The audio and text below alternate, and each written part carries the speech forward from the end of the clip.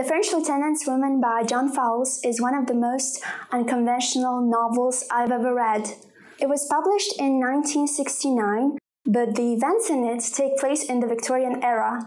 It is a 20th century interpretation of the 19th century, a sort of parody of the Victorian novel, and a commentary on writing itself. Charles Smithson, a 30-year-old gentleman, is engaged to Ernestina, the daughter of a wealthy businessman. Both of them are staying in a village called Lyme Regis. The novel opens with the two of them strolling along the shore and seeing a mysterious figure. The figure is Sarah Woodruff, also known as Tragedy or the French Lieutenant's Woman. She has a bad reputation because she had an affair with a French sailor who seduced and abandoned her. Charles, our protagonist, is very intrigued. Up until now, it looks like your traditional romance novel, right? Well, it isn't. I mean, if you want to read it for the romance, I'd say don't bother because you'll be disappointed. It's pretty slow-paced and there aren't enough love scenes to justify its length. The characters themselves aren't too likable or too complex, at least from my point of view. You may ask, what's the point of a fictional book if it's not about the characters or the plot? Fortunately, John Fowles explains his objective in his notes. He writes, "You are not trying to write something one of the Victorian novelists forgot to write, but perhaps something one of them failed to write. And remember the etymology of the word. A novel is something new. It must have relevance to the writers now. So don't ever pretend you live in 1867 or make sure the reader knows it's a pretense." That's exactly what he does, from the first paragraph where he compares the Cobb of Lyme Regis to the sculptures of Henry Moore. Fowles confesses that the narrator is our contemporary, so more than 100 years separates him and us from the Victorian era. He knows what his characters cannot know.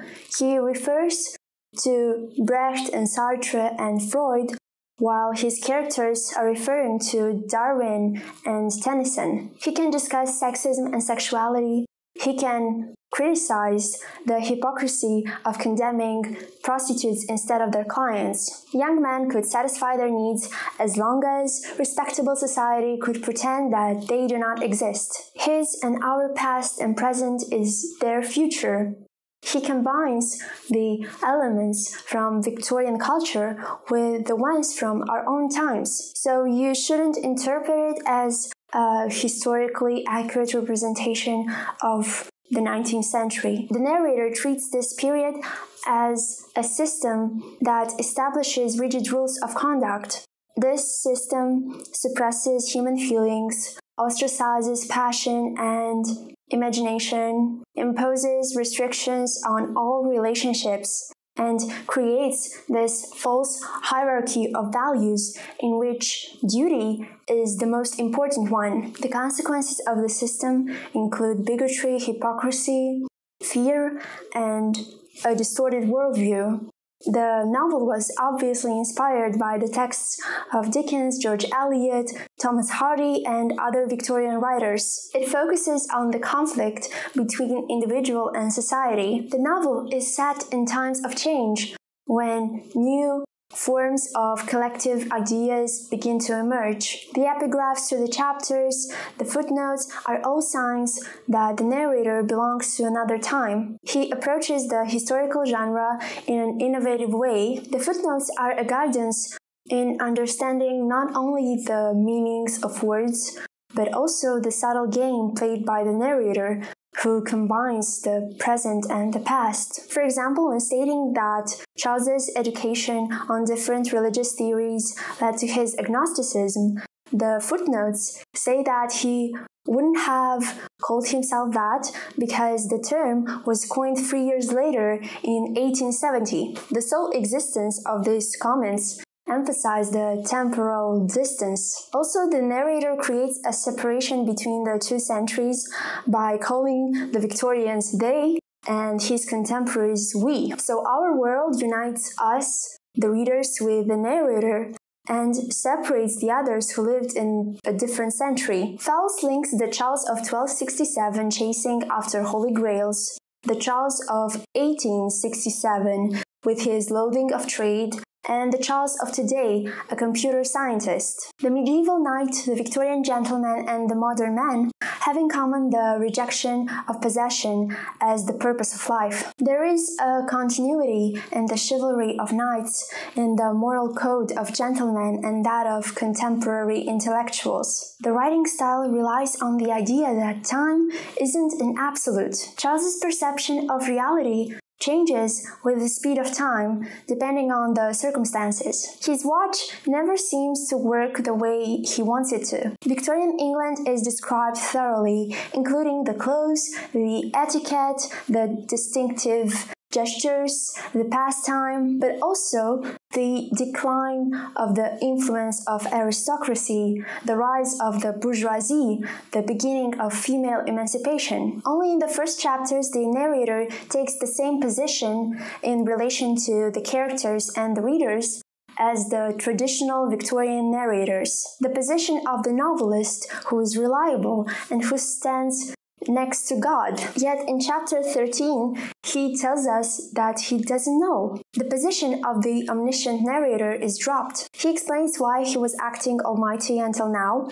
He says that the novelist in that period was trying to pretend that he knows everything, unlike now, when there's more variety in this aspect. He thinks of God as the freedom that allows other freedoms to exist. He offers this freedom to his characters and the readers. He can't explain what's going on in Sarah's mind because she's an independent woman, so he has no control over her. The narrator argues that if this writing can be considered a novel, it certainly doesn't conform to the modern rules.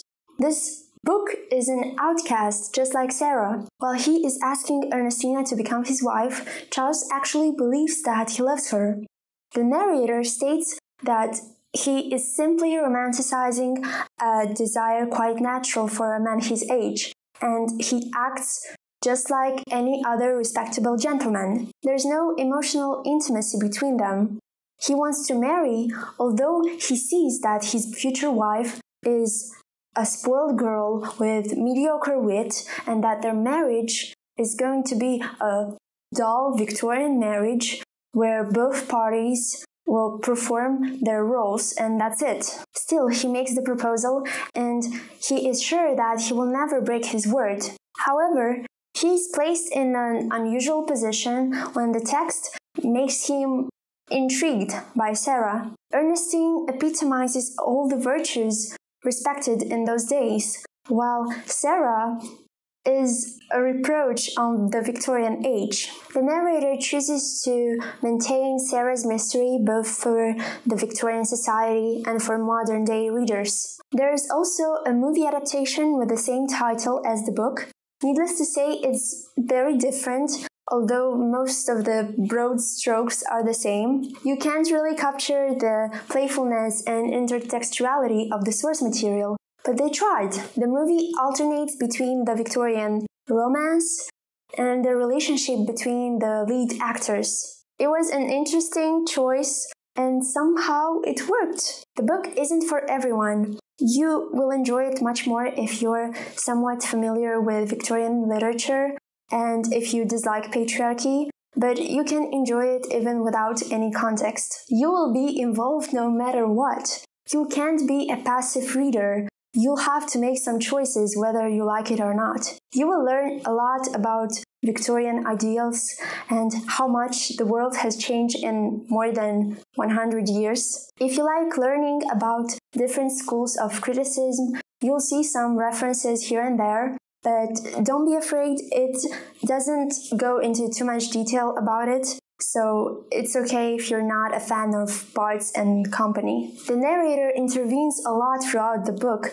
He talks about Darwinism and Marxism and everything in between. So if this approach isn't for you, I'm sorry, but this is a huge chunk of the book. You'll also have to choose between the three endings of the story. Personally, I enjoyed The French Lieutenant's Woman, although the first chapters were very slow and the three endings made me say, "You're tearing me apart, Joan Fowles, please stop." It was a roller coaster ride, and I can recommend it to people who are interested in writing and in the role of the author. The only other historiographic metafiction I enjoyed was Flaubert's Ferret by Julian Barnes. So if you have any recommendations of books that challenge the narrative voice in such a way, I'd be glad to check them out. But for now, thanks for watching. Bye!